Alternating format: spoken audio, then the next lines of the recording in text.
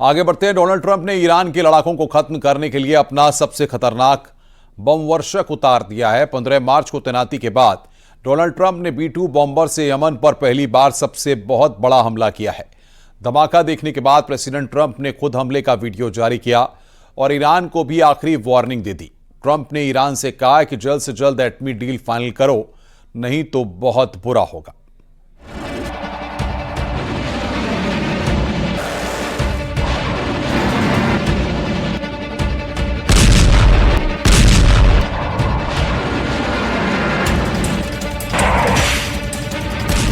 Putin की चेतावनी से भड़के ट्रंप का बम वर्षक हमला शुरू।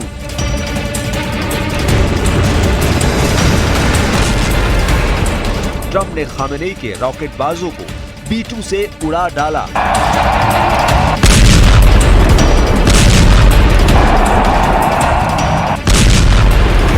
पुतिन से बोले, ईरान युद्ध से दूर रहोगे तो बचोगे। 12 घंटे में एटमी अड्डे पर B-2 का हमला फाइनल।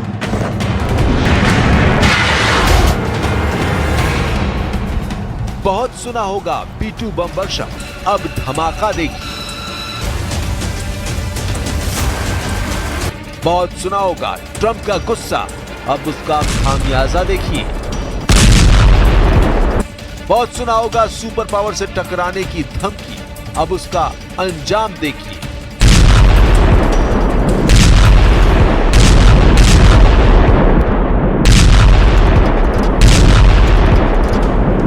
अमेरिका है ये, जब मारता है तो रुकता नहीं, मारता ही जाता है तब तक जब तक दुश्मन बर्बाद न हो जाए। ट्रंप ने B-2 बम वर्षकों को भेजकर ईरान के समर्थक हूथी लड़ाकों को बारूदी डोज देनी शुरू कर दी है। अमेरिका ने हूथी लड़ाकों पर बॉम्बर अटैक की फिल्म रिलीज कर पुतिन की धमकी को हवा में उड़ा दिया है। पुतिन की धमकी दिए हुए कुछ घंटे ही बीते होंगे। इस बीच ट्रंप ने अपने सबसे विस्फोटक जंगी लड़ाके से धूम धड़ाका मचा दिया है।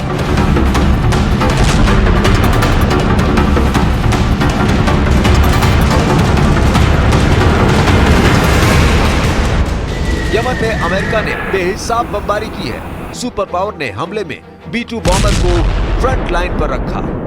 एटम बम धमाके करने वाला ये आसमानी फाइटर डिएगो गार्सिया बेस से यमन और ईरान के बॉर्डर तक कोहराम मचा रहा है। स्टेल्थ बम वर्षक कब और कहां धमाका कर तबाही मचा रहा है, इसकी भनक तक न हूथी को लग रही है न ही ईरान को। तो क्या पुतिन की चेतावनी को ट्रंप ने हल्के में लिया है? क्या रूस का रुतबा खार युद्ध में ईरान तोड़ डालेगा? ट्रंप क्यों पुतिन की ये तस्वीरें दिखाकर चिढ़ा रहे हैं? B-2 बम वर्षक से हमला करने के बाद ट्रंप इतना क्यों इतरा रहे हैं? परमाणु हथियारों से अटैक करने वाले B-2 बॉम्बर के जंग में उतरने के बाद क्या न्यूक्लियर युद्ध फाइनल हो चुका है? सबसे पहले प्रेसिडेंट ट्रंप की पोस्ट इन तस्वीरों को देखिए। ट्रंप ने वीडियो पोस्ट कर दावा किया है कि ड्रोन कैमरे से ली गई तस्वीर में हूथी लड़ाकों की भीड़ दिख रही है। ट्रंप ने दावा किया है कि हूथी लड़ाकों का दस्ता अमेरिका पर हमले के लिए जुटा था, जिन्हें वक्त रहते बम बरसाकर मार डाला गया है।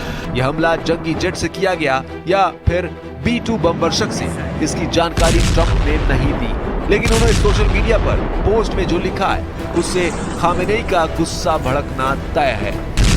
ट्रंप ने हमले के बारे में लिखा, ये हूथी लड़ाके हमले के लिए जुटे थे। उफ, अब हूथी हमला नहीं करेंगे, हमारे जहाजों को फिर कभी नहीं डुबो पाएंगे। जोरदार धमाकों से ट्रंप ने हूथी लड़ाकों का पूरा दस्ता मार गिराया और उसका जश्न मनाकर ईरान को हड़का भी दिया है। ट्रंप ने धमकी दी है, ईरान और अमेरिका में बात होगी तो बीच में कोई भी मध्यस्थता मंजूर नहीं की जाएगी। सही मायने में ये धमकी ईरान की जगह पुतिन को दी गई है, क्योंकि रूस ने ये मैसेज दिया था कि वो ईरान अमेरिका के बीच बात में मध्यस्थता के लिए तैयार है, मगर अब ट्रंप ने रूस के दखल से दूर रहने की हिदायत दे डाली है। I think it's better if we have direct talks. I think it goes faster and you understand the other side a lot better than if you go through intermediaries. They wanted to use intermediaries. I don't think that's necessarily true anymore. I think they're concerned. I think they feel vulnerable and I don't want them to feel that way.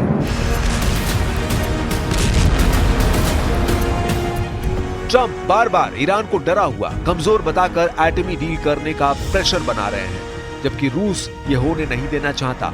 President Putin पहले ही clear कर चुके हैं कि Iran पर हमला हुआ तो रूस युद्ध के लिए मजबूर हो जाएगा।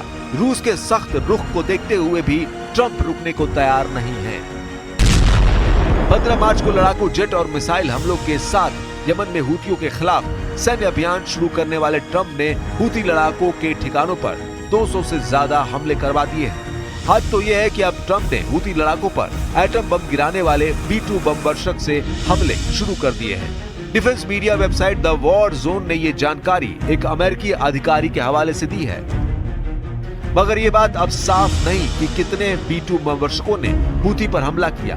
फिलहाल डिएगो गार्सिया एयरबेस पर अमेरिका ने 6 B-2 की तैनाती कर रखी है। इसके साथ डिएगो बेस पर आधा दर्जन बोइंग KC-135 प्लेन भी मौजूद हैं। ये तैनाती कितनी बड़ी है, इसे ऐसे समझिए कि अमेरिका ने अपने बम वर्षकों की 30% फोर्स ईरान से युद्ध के लिए उतार दी है। यूएस एयरफोर्स के पास कुल 20 स्टेल्थ B-2 बम वर्षक हैं, जिसमें फिलहाल 6 बम वर्षक डिएगो गार्सिया बेस पर अटैक मोड में हैं। अमेरिकी एयरफोर्स का एटमी हमला करने वाला B-2 इकलौता बम वर्षक है। B-2 बम वर्षक 30,000 पाउंड के GBU-57/B बम और बंकर बस्टर बमों के धमाके भी करता है। ट्रंप ने महाविनाश के हथियारों का इस्तेमाल कर ये मैसेज दिया है कि वो जरूरत पड़ने पर परमाणु बम भी फोड़ सकते हैं। हालांकि ये नौबत ना आए, इसलिए ट्रंप ईरान से डायरेक्ट डील का ऑफर भी देना नहीं भूल रहे।